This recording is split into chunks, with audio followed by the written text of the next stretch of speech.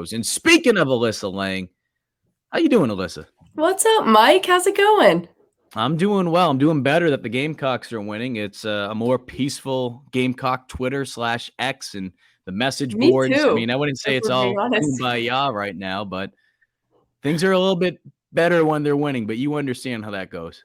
Yeah, absolutely. My Twitter definitely calms down, I think, when South Carolina's winning. Certainly lately when they've been winning and I've not been there and the broadcast crew is calling me out for that. So I can appreciate a good South Carolina win these days as well. So I got to bring that up. It's funny because Joe Pollock, I know you know Joe.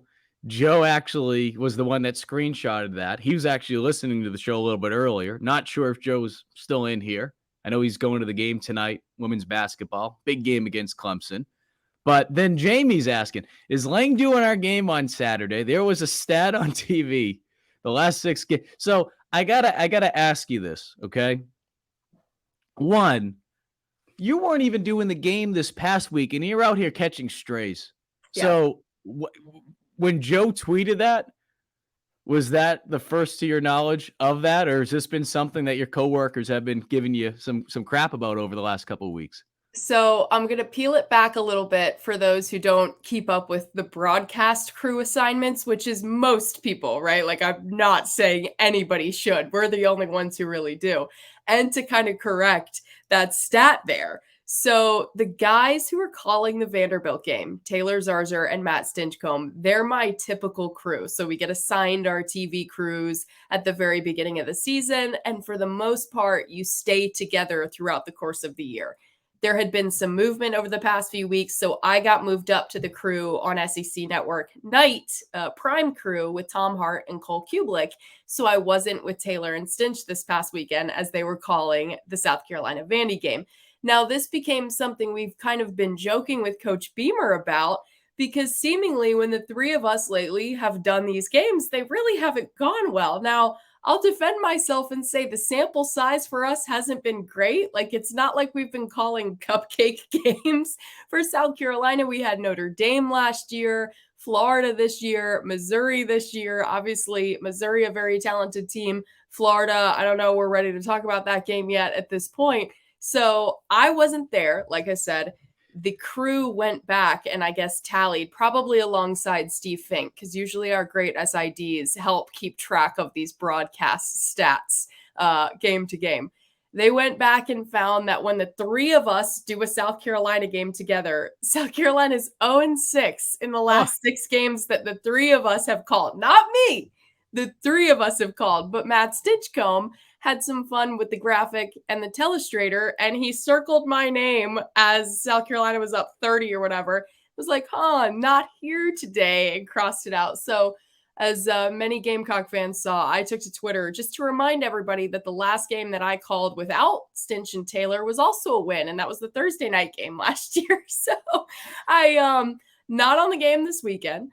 I will say that. But this may not be the last time you see us on the sidelines. So hopefully there can be a little bit of reverse the curse at this point because I don't know what's going on. I also would like to remind everyone we don't play in the game. So No, it's just like if I put a tweet out in the middle of the game about how the defense is doing good or whatever the case may be, instantly something bad happens. And it's just like, oh, you jinx it. Yeah, it had nothing to do with the friggin' 280-pound guys running around out there. It's the schmuck with an Etch-a-Sketch beard up in the press box tweeting. Yep, it's all me. I will say yesterday we had Spencer Rattler on our show, and when we were done with the interview, I was kind of talking to him just kind of off camera, and I said, yeah, we might see you again this season, even though Gamecock fans, I don't know if they even want me on the premises, which is really hurtful, and I don't know if Coach Beamer wants me either because Coach Beamer's been taking jabs as well, of course. He'll have fun with it.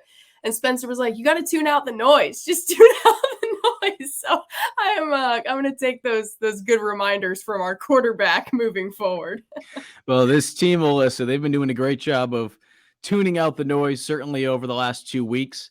I know there's going to be people out there that will say, well, they should have beat Vandy. Well, they should have beat Jacksonville State. And I would respond back saying, yeah, they probably should have. But at the same time, too, with this team, because of the injuries, because of the inconsistencies at certain positions, nothing should be assumed with this team. Having said that, they won those 2 games.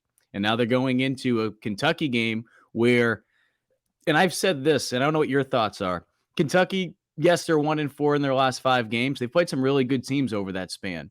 But what they remind me of a lot is, again, we're going to give people PTSD when I mention the Florida game. They remind me of when Florida was coming in to play South Carolina a couple weeks ago, because just like with that Florida team, you don't know what you're going to get from this Kentucky team. Which Kentucky team is going to show up? Which Kentucky team do you expect to show up this weekend? Yeah, you nailed it, and that's kind of been my what's escaped me this week and talking about this game is having had a couple of Kentucky games this season as well. The offense is the thing for me that's been the most up and down, especially when you look at I'm reading the comments from our South Carolina fans. I love you guys. There's more love than hate, I promise. Um, when you look at this Kentucky passing attack, more importantly, that's been the thing that's been so up and down, right? You see the Tennessee game, and that was maybe Devin Leary's best game so far this season, even though it was a loss. You look at the numbers, you look at the lack of drops, more importantly. This was a receiver room coming into the year that a lot of us looked at, and we thought they could be near the top of the SEC as far as Dane Key, Tavion Robinson, Barryon Brown, and the talent that they were going to be bringing back to Lexington. It just never seemed to gel together, or when it did, it didn't really gel with consistency. Now, you run into the buzzsaw that is Alabama last week, and it's hard for anything to gel against a team like Alabama, which has truly put it together here in the month of November. So I'm with you.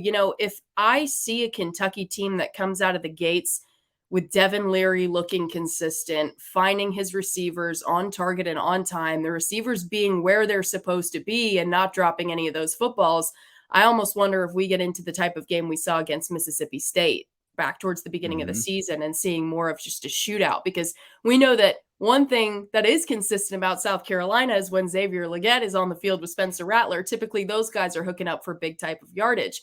Both defenses leave a little bit to be desired. So that's what it really comes down to for me is which Kentucky offense will show up, and can the South Carolina defense throw some different fronts at this Kentucky offensive line to maybe throw guys off a little bit? Can you get after Devin Leary? Is Devin Leary fully healthy going into this game after the last few weeks of being beat up against Mississippi State and against Alabama? So consistency truly is key. I think it's huge for South Carolina in a game where Kentucky's favored by a 1.5, that this is a home game under the lights of Williams-Brice. Yeah, originally started as a pick 'em, and now it's moved up a little bit. That's where some of the money's going.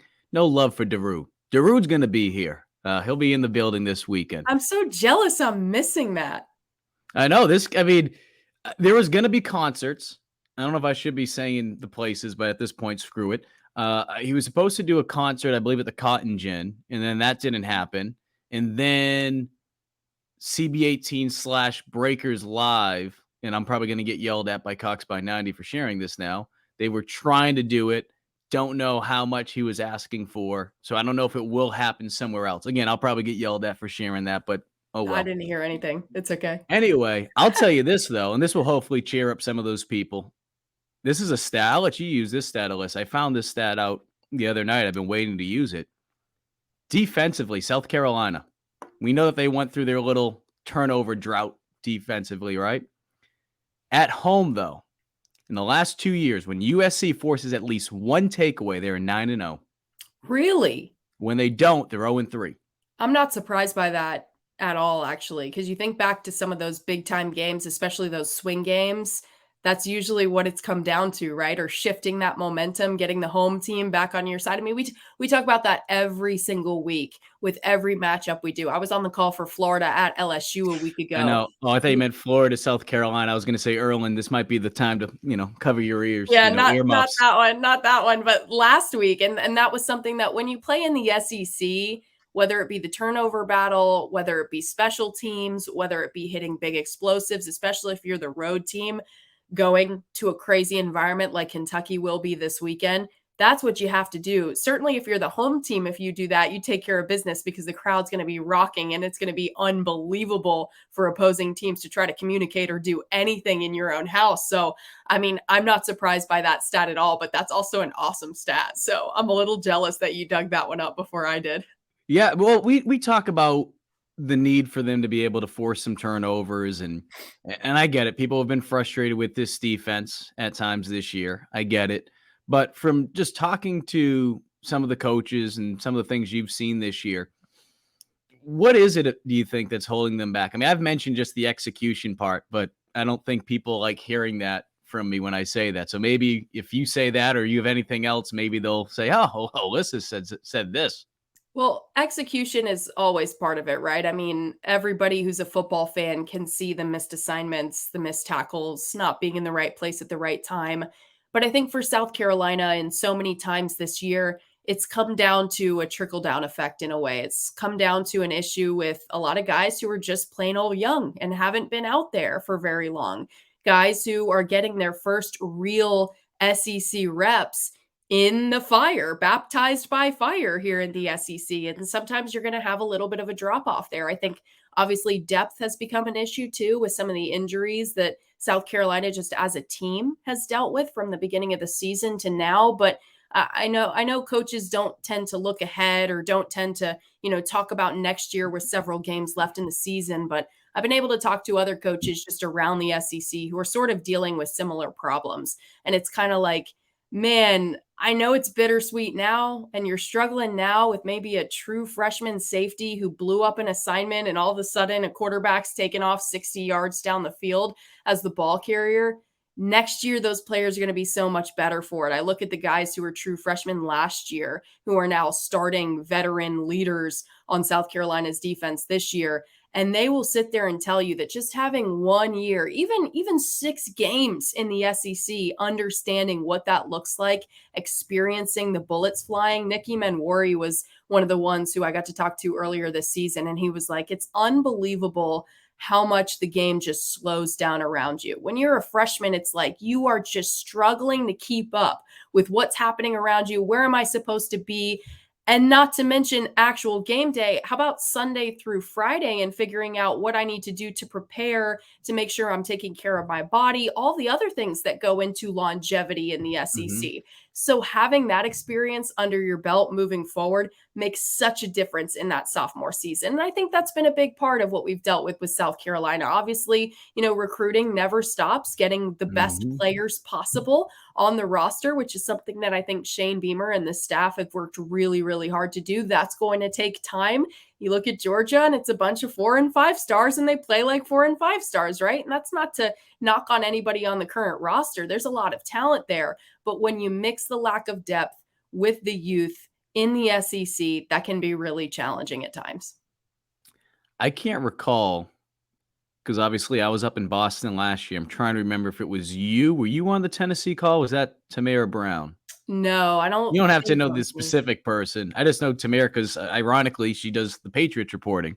Yeah, So that's I right. was just like, She's "Oh, great. shoot. I saw you in the locker room with the Patriots. Now you're down in South Carolina." But if you recall during that time period, I can't remember if I'm assuming you may have interviewed a player or two, maybe not, but just the buzz around South Carolina over those last 2 weeks last season, certainly it was incredible, right? But when they beat Tennessee, they were able to really open up a lot of people's eyes. I bring that up because certainly if they were able to beat Kentucky, sorry, Shane, no disrespect, this game won't be as big in the eyes of many people in comparison to last year's Tennessee game. However, this win could do a lot because now you're looking at potentially being able to get back to 500 in the regular season, be bowl eligible, all that stuff. I bring all that up though, Alyssa, because in the past, whether it be last year, whether it be in years past, when you've talked to other players, even during your days at Gamecock Central and WLTX, and as a student, how do these players stay focused knowing that they have to win this week? Knowing that the biggest game, the game that everyone talks about for 364 days of the year, right? That one game of the year is the following week. Knowing that none of that, I wouldn't say none of it matters, but it can make next week's game even that much bigger if you're able to handle business this week. Well, I think first of all, for South Carolina, that should be pretty easy, right? Knowing that it's not necessarily a look ahead to the biggest game on the schedule being Clemson next week. But if you don't win this week, you're not bowl eligible. You're not going to the postseason. You had to win every game in the month of November. So, what better reason to have to lock in and make the main thing, right? And I don't want to, give too much coach speak, but it does come back to coaching, and it does come back to, have you conditioned your guys all season long, going back to fall camp, going back to the summer, to be able to take it one day at a time, one game at a time, one play at a time, when things get down the stretch and you've got 4 minutes left on the clock, down a touchdown, and your defense needs to get one more stop and get the ball back to the offense. I mean, that is something that these guys talk about week in and week out. And that is a mental focus aspect of the game that a lot of times I think flies under the radar in a way. We get so wrapped up in the longevity of the season and how many games left on the schedule are winnable games, when these guys truly are locked in and saying it won't matter what the Clemson game looks like if we lose to Kentucky, because we want to go to the postseason and we want to be able to beat Clemson and punch a ticket to the postseason. So all of that stuff matters. Going back to what you were saying about the end of last year, I obviously wasn't on the call for the Tennessee game last year or the Clemson game last year, but I did have an opportunity to talk to Spencer in studio on, I think, our Tuesday show after the Tennessee game. And that was a taped interview at the time. We work around the student athlete schedules, so they're not on at 8:00 at night when we're live. And I remember sitting there, and after we were done, I said, it was Clemson week, so I felt like I could say it at this point, and I think I can share this now. But we got done. I said, Spencer, thank you so much. It was great to see you this year. Obviously, you made us all super proud last week. I said, that it's been since I was in school that South Carolina hasn't beaten Clemson since I was in school. And he started laughing. He was like, yeah, I've heard a little bit of that stuff, but it wasn't until that week that it really started to ramp up. So I even think Gamecock fans, students, people around Columbia also understand the concept of let the guys make the main thing, because he said that started to ramp up during Clemson week last year. And then me piling on as the studio anchor being like, it's been since my day that we haven't beaten Clemson. I'm sure didn't help him very much, but hey, I guess it worked. It worked that Saturday. So I see a couple questions for you. We will wrap up in just a little bit, let you go on your way. Before I pop those questions up, I told Field I would play this for you, because Field said to relay this because Field was on last week. And as you've been able to know with working with him, I've known Field for about 10 years now. I mean, one of the nicest people in the world, but he's like, you got to let Alyssa know this. So I figured instead of just texting and said, Field said this, I was just going to put you on the spot, make you blush, and just play the video. Not that he was singing a song or anything. And, Yeah, Alyssa, of course, a proud SC grad, the GOAT, the best. Love Alyssa. She's absolutely incredible. She's great at her job. She loves football, obsessed with all sports, really. She's great. Her soon-to-be husband, Trevor, is one of my good buddies as well. They are an awesome, awesome, awesome family. So I'm glad you did this week. And tell her this, because if you had Alyssa on prior to me, I would just say no thanks, Mike, because it's a tough act to follow right there. Well, it worked out. He's the best. Yeah. I did a Sunday, gosh, it was 4 or 5 hours, I think during 2020 and 2021, a Sunday noon to 5 NFL radio show with Field Yates. And it was insane. We had never worked together before. I was doing it from Charlotte. He was doing it from Bristol, Connecticut, where he was living. And it was like what I was talking about with defense in the SEC. It was baptism by fire for the both of us in not only getting to know each other, but Field is an encyclopedia of NFL knowledge. And most of my focus had been in college football at that point. So we sort of got to marry that together throughout that show. And that was a great time. He's the best in the biz, truly. Yeah, it's the experiences he's had with growing up with Scott Pioli and Bill Belichick and being able to understand the other side of it. And then I remember doing a college show and he was on, and one of my colleagues I say colleagues, we weren't college. I mean, we weren't getting paid, but you know what I mean? Asked the question about some player that no one heard of. And I think he was doing that just to test Field, and Field knew everything about that player down to probably what he ate for breakfast. So it's incredible. Joe Pollock brought this up. I don't know if you've had the chance to listen to it. I've been seeing it because I haven't been able to listen to Part of My Take as much as I used to. But he was saying, Alyssa, did you hear the interview with Carissa Thompson on a podcast. She admitted to completely making up NFL sideline reports. I don't know if we want to get Alyssa in trouble here. So No, I'll talk about this. That's totally fine. I'll read I the want rest of the question for the podcast listeners. Not going to know what I'm talking about. Saying that when she didn't speak to a coach at halftime, whether she didn't have a chance to because of the timing or a coach just wouldn't speak, she would sometimes make things up. And a lot of those things are just your generic, oh, we got to get off the field on third down, blah, blah, blah, X, Y, and Z, stuff like that.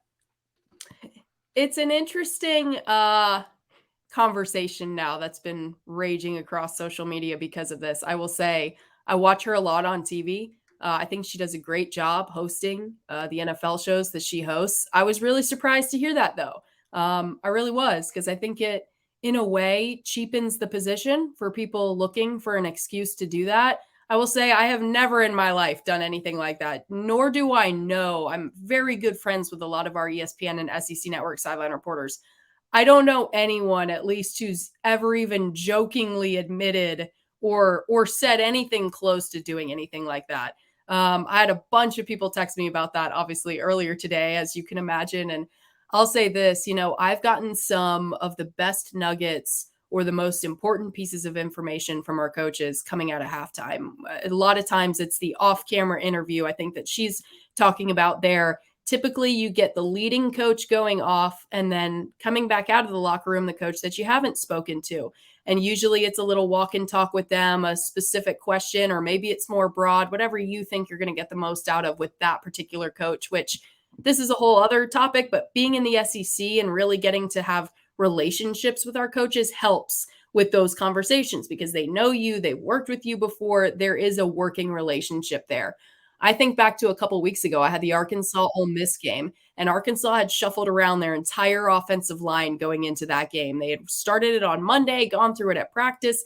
Then at halftime, we're coming back out, and I walk up to Coach Pittman. I said, what did you do at halftime? Who did you talk to? What position group did you focus on? What are the adjustments? And he said, we're going back. We're going back to the original offensive line. We're not messing with it anymore. And I'm flabbergasted because this isn't something that typically happens in the span of a football game, right? We're shifting the line, then we're shifting it back.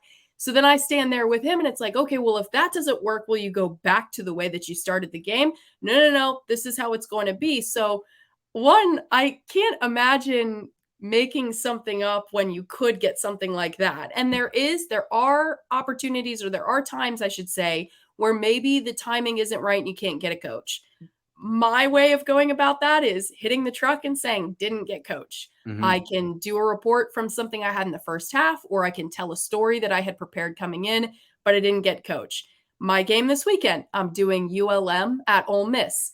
That game may be very much out of hand by the time we get to halftime. I don't know if there will be a need for me to walk and talk with Terry Bowden coming out of the halftime locker room. If there is, I will. If there's not, I just won't do a report. So I was disappointed to see that. I saw some people saying that maybe it was a joke. I kind of hope it is a joke, but if you don't hear me doing a report coming out of halftime, it's because I did not get anything worthwhile from a coach or I didn't talk to a coach.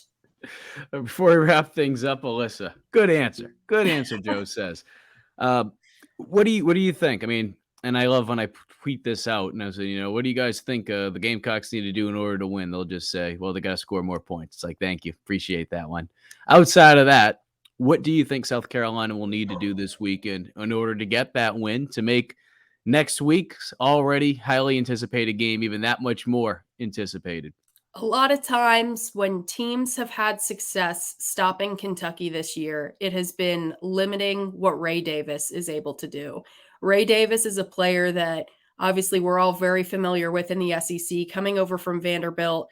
Liam Cohen and Ray Davis have such a great relationship throughout the week.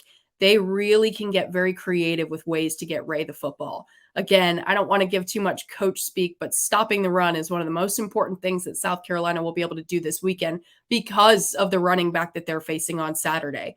Not only that, making sure that you have eyes on him or a great hat on him at all times, because he is talented when it comes to being a pass catching running back as well. So they will look for ways to get him out wide, to utilize him as another wide receiver out there. He's also a great blocker. So that's a player that you're certainly going to have to keep your eyes on.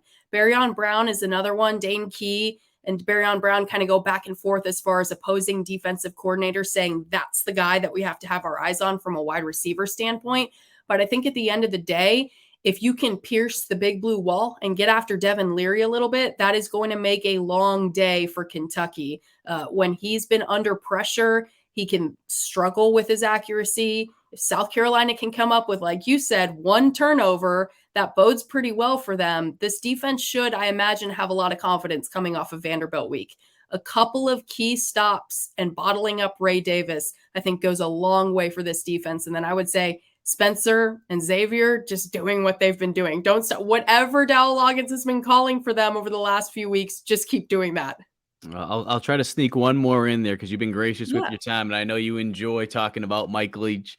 And Travis Hill says, on your comment about getting to know coaches, how special is it to have had the opportunity to share the moment about eloping with Coach Leach? And for somebody that don't recall, I believe it was after a game, correct?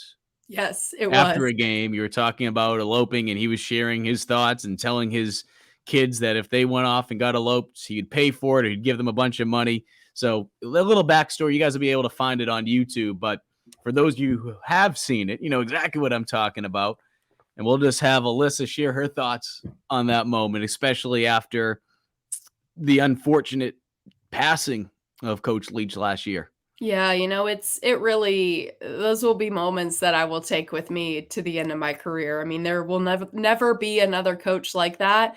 It's funny because that wedding interview in particular, I remember walking off the field and our game had gone a little bit long. So the game after us had actually started already. So my post-game interview with him wasn't live. So the 2-3 questions I asked him about the actual game never saw the light of day. It was just the final question that I asked him about the wedding, which is funny because we had gone back the year earlier and we had the moment with the Halloween candy. So the folks at Mississippi State had kind of joked with me that day about what you and coach are going to talk about in the post-game interview this time. But it was such a special moment. It's something that honestly was really cool that he was never afraid to just be himself. He was not somebody who really enjoyed to sit there and talk about football when there were so many other interesting things in the world that you could talk about. And I always really appreciated that he was never afraid to be himself in that aspect, and that he brought so many smiles to other people. So I just felt very honored that in those few moments that I was able to maybe be a vehicle to bring those smiles to people and to show people that, hey, it is okay to not be so serious all the time. This is supposed to be fun. And I think he really embodied that. Was he your favorite interview? Jay Diz wants to know what coach has been your favorite. He was pretty darn good. I mean, it's hard to top that. Obviously, Coach Beamer holds a very special place in my heart, and we've been talking about getting that post-game interview one of these days because it's been a while since I've gotten to do one of those. But there really is. I think anyone would tell you there is nobody like Coach Leach. So I hope other coaches maybe see that sometimes, and they're like, yeah, it's okay if we let loose a little bit, but we live in a very intense business, so it's unique to him, and I understand why there's only one Coach Leach. So, Alyssa, you said you'll be on the ULM Ole Miss game this weekend, correct? Yes, sir. Heading out to Oxford here in about 3 hours.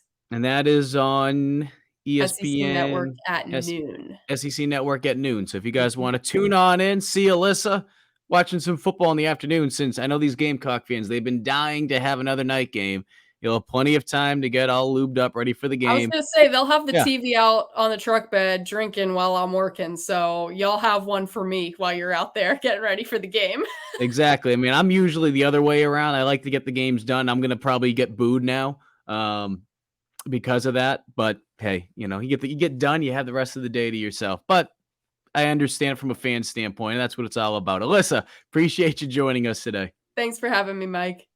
All right. Once again, that's Alyssa Lang of the SEC Network. Again, she'll be on the SEC Network at noon this weekend, as we just mentioned.